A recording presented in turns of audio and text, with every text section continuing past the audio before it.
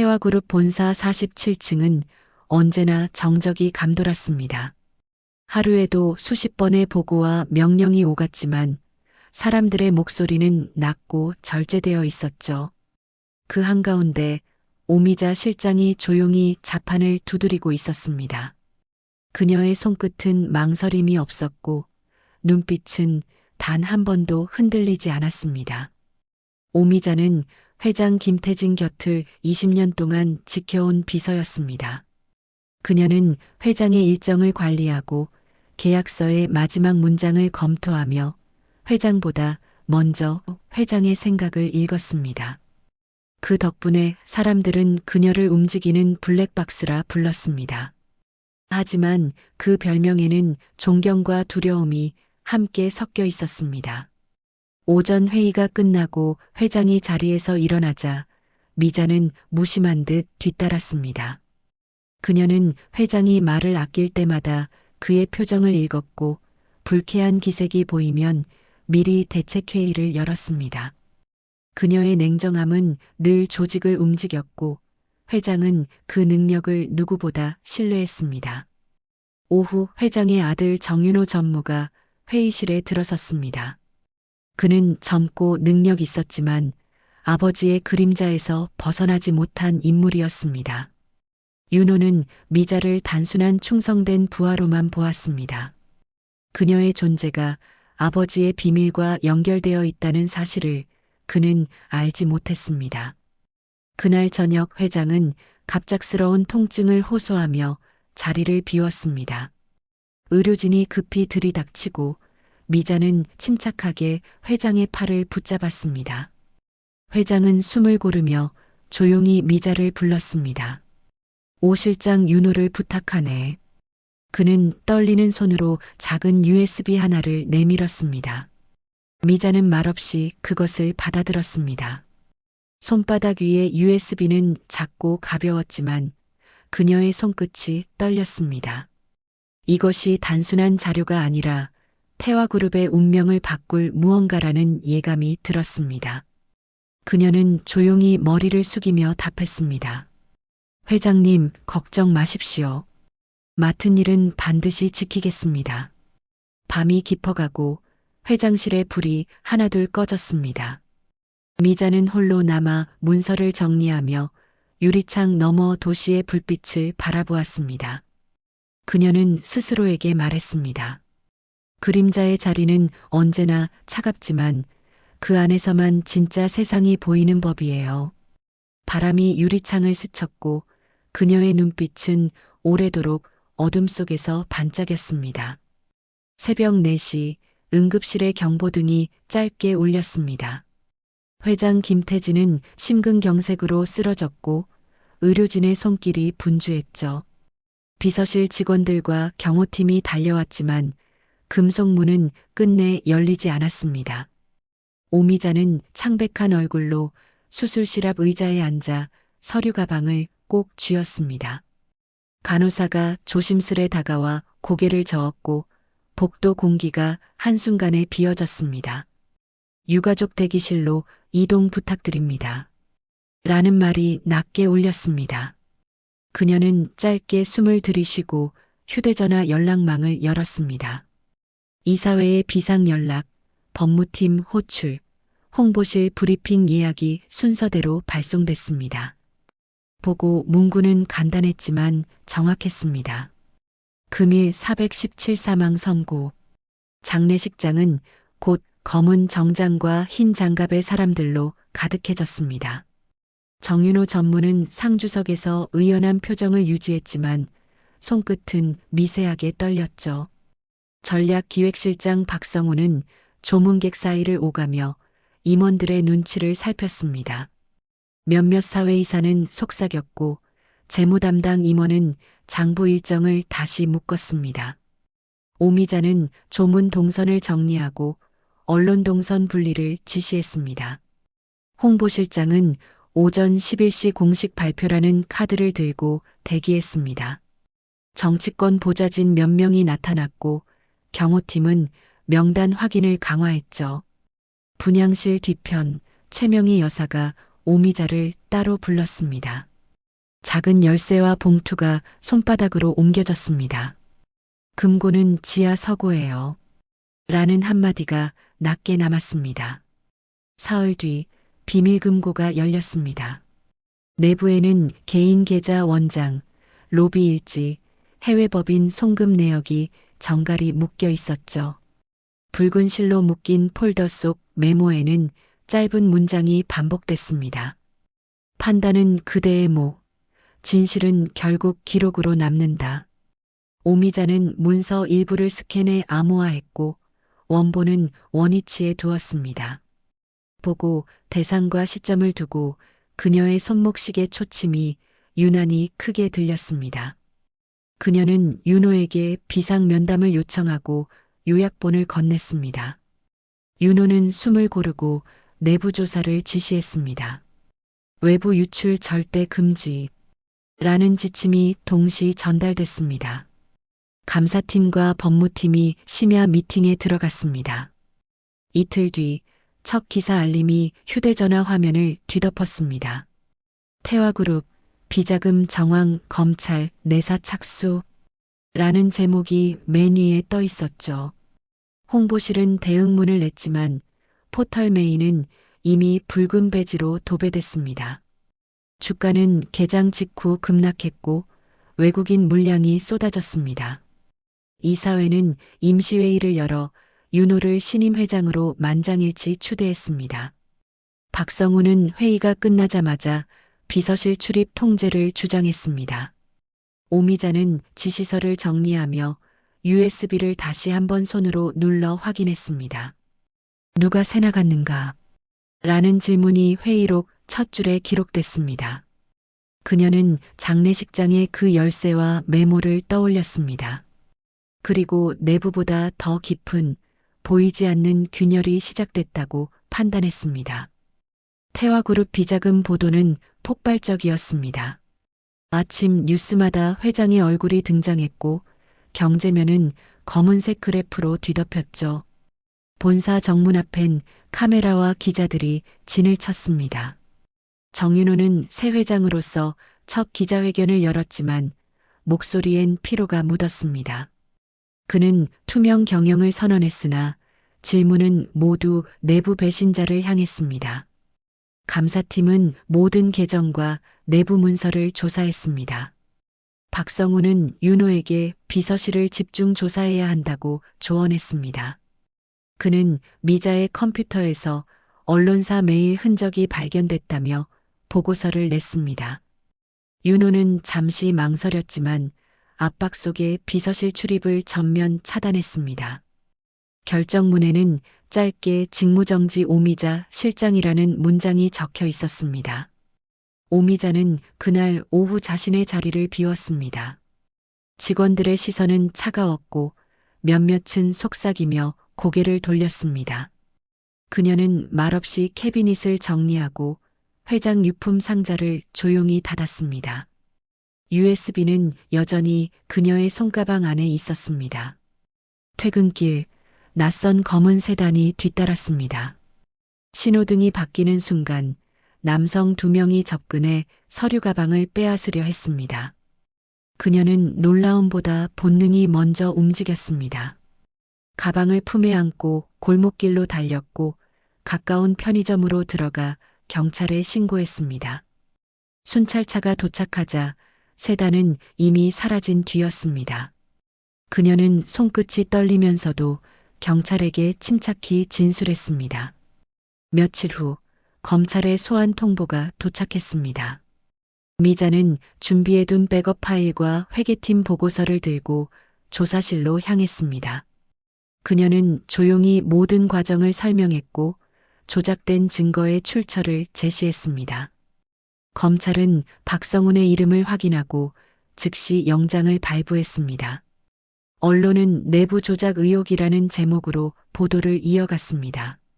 윤호는 그 뉴스를 사무실에서 홀로 보았습니다. 박성훈이 체포된다는 자막이 흘러가자 그의 표정이 굳었습니다. 그는 서랍을 열어 미자가 남긴 메모 한 장을 꺼냈습니다. 진실은 기록으로 남습니다. 윤호는 고개를 숙였고 마음 한켠이 무겁게 내려앉았습니다. 3년이 흘렀습니다. 도담 컨설팅은 중견기업들의 신뢰를 받으며 빠르게 성장했습니다. 윤리 경영 교육과 내부 감사 시스템 구축으로 업계의 주목을 받았죠. 오미자는 여전히 새벽 일찍 출근했고 회의는 늘 정확히 시간에 맞춰 진행됐습니다. 직원들은 그녀의 절제된 태도를 도담의 원칙이라 불렀습니다. 언론은 그녀를 비서에서 CEO로라 소개했습니다. 프로필 사진 속 미자는 단정한 미소를 지었지만 표정 어딘가엔 긴장감이 남아 있었습니다. 그녀는 성공을 기뻐하기보다 아직 끝나지 않은 과거의 그림자를 느꼈습니다. 그때 해외 체류 중이던 박성훈이 귀국했습니다. 그는 비밀리에 몇몇 기자들과 접촉하며 새로운 이야기를 퍼뜨리기 시작했습니다. 도담은 태화 내부 자료로 세워진 회사다. 그의 말은 사실이 아니었지만 한번 번진 소문은 순식간에 퍼졌습니다. 투자자 몇몇은 계약을 연기했고 일부 고객사는 결제를 보류했습니다. 사무실 안 공기가 눈에 띄게 무거워졌습니다. 몇몇 직원은 불안을 감추지 못하고 퇴사를 고민했습니다. 미자는 아무 말 없이 팀을 불러 모았습니다. 그녀는 회의실 벽에 붙은 조직도를 바라보며 단호히 말했습니다. 우린 두려워하지 않습니다. 증명하면 됩니다. 직원들은 조용히 고개를 끄덕였고 회의는 침착하게 끝났습니다. 그녀는 그날 밤 오래된 금속 서랍을 열었습니다. 그 안에는 회장 시절의 보안 서버 접근 기록이 저장된 외장하드가 있었습니다. 미자는 이를 근거로 법적 대응을 준비했습니다. 며칠 후 경찰은 박성훈이 해커를 고용해 허위 증거를 조작한 사실을 확인했습니다. 체포 소식이 속보로 보도되자 도담 컨설팅의 명예는 즉시 회복됐습니다. 기자들이 몰려와 인터뷰를 요청했지만 그녀는 고개를 저었습니다. 그녀는 단 한마디만 남겼습니다. 진실은 시끄럽지 않습니다. 밤이 내려앉은 사무실, 불이 꺼진 모니터 화면에 그녀의 얼굴이 비쳤습니다. 짙은 어둠 속에서도 그녀의 눈빛은 여전히 또렷했습니다. 그녀는 창밖 불빛을 바라보며 조용히 웃었습니다. 이제부터는 내가 지은 이름으로 살아갑니다. 그 말이 사무실 안에 천천히 스며들었습니다. 봄비가 내리던 오후 정윤호는 회장 부인의 유품 정리를 위해 구사무실 금고를 열었습니다. 서류 더미 사이에서 오래된 봉투 하나가 눈에 띄었습니다. 겉면에는 익숙한 필체로 윤호에게 그리고 오 실장에게라고 적혀 있었습니다. 그는 잠시 손끝을 멈추다 봉투를 찢었습니다. 안에는 2장의 문서가 들어 있었습니다. 첫 번째는 회장의 손으로 쓴 유언장이었습니다. 나의 재산 일부를 오미자 실장 명의로 신탁한다. 그녀는 회장실의 마지막 양심이었다. 윤호는 한동안 그 문장을 바라보다가 손으로 입을 가렸습니다. 아버지가 생전에 한 번도 드러내지 않았던 진심이 눈앞에서 되살아났습니다. 그날 밤 윤호는 도담 컨설팅을 찾아갔습니다. 불 꺼진 사무실 안에서 미자는 자료를 정리하고 있었습니다. 윤호는 조용히 서류를 내밀었습니다. 아버지의 진짜 유언입니다. 이건 당신의 몫이에요. 미자는 문서를 읽고 한참 동안 아무 말이 없었습니다. 그녀는 천천히 봉투를 닫았습니다. 이건 제 몫이 아니라 회사가 세상에 갚아야 할 신뢰의 몫이에요. 그녀는 재산을 받지 않고 그 금액 전부를 사회환원 기금으로 돌렸습니다. 며칠 뒤 도담윤리 경영센터 설립 기부식이라는 기사가 포털 메인에 올랐습니다. 언론은 그녀를 100억을 쌓은 비서라 불렀지만 그녀는 인터뷰를 거절했습니다. 기부식이 열린 날 미자는 행사장 구석에서 회장 부인의 영정 사진을 바라봤습니다. 하얀 국화가 놓인 책상 위에는 작은 명패가 하나 있었습니다. 사람을 남기는 경영, 오미자. 윤호는 뒤에서 조용히 다가와 인사를 건넸습니다. 그녀는 고개를 숙이며 답했습니다. 사람이 회사를 만들고 신뢰가 그 회사를 지탱합니다. 행사가 끝난 밤 그녀는 사무실로 돌아왔습니다. 오래된 서랍을 열어 부인이 남긴 메모와 USB를 꺼냈습니다. 그리고 창문을 열어 바람을 맞으며 불을 붙였습니다. 종이는 천천히 타오르며 빛을 냈고 그녀는 눈을 감았습니다. 진실은 이제 기록이 아닌 사람들 마음속에 남을 거예요. 시간은 빠르게 흘러 도담 컨설팅의 간판은 이제 도심의 상징이 되었습니다. 언론은 여전히 오미자를 비서에서 100억의 여인이라 불렀지만 그녀는 그 말이 낯설었습니다. 그녀에게 100억은 부의 상징이 아니라 신뢰가 쌓인 결과였기 때문이었습니다. 새벽마다 사무실 불을 켜던 시절이 떠올랐고 그녀는 그때를 그리워했습니다. 그때가 더 진짜였어요. 라는 말이 무심히 입 밖으로 흘렀습니다. 윤호 회장은 이제 기업의 투명 경영을 세계에 알리는 인물이 되었습니다. 그는 국제 포럼에서 도담과의 협력 사례를 발표하며 미자를 공식 자문으로 소개했습니다. 하지만 미자는 조용히 고개를 저었습니다. 이제 전 사람 옆에 서고 싶어요. 권력 옆이 아니라요. 그녀의 목소리는 단호했지만 따뜻했습니다. 그녀는 자문직을 내려놓고 도담을 후배 김소라에게 맡겼습니다. 소라는 미자의 곁에서 10년간 일하며 배운 인물이었습니다. 그녀는 새로운 세대의 리더로 회사를 이끌었고 미자는 묵묵히 그 뒤를 지켜보았습니다. 퇴근 후 미자는 오래된 아파트로 돌아와 화분을 정리했습니다. 손끝에 흙 냄새가 남았고 그 향은 묘하게 마음을 편하게 만들었습니다. 그날 저녁 텔레비전에서 도담의 윤리 경영 캠페인 광고가 흘러나왔습니다.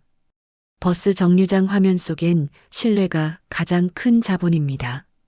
라는 문장이 떠 있었습니다. 미자는 잠시 웃음을 지었습니다. 그 문장은 그녀가 첫 사업 계획서에 썼던 문장이기도 했습니다.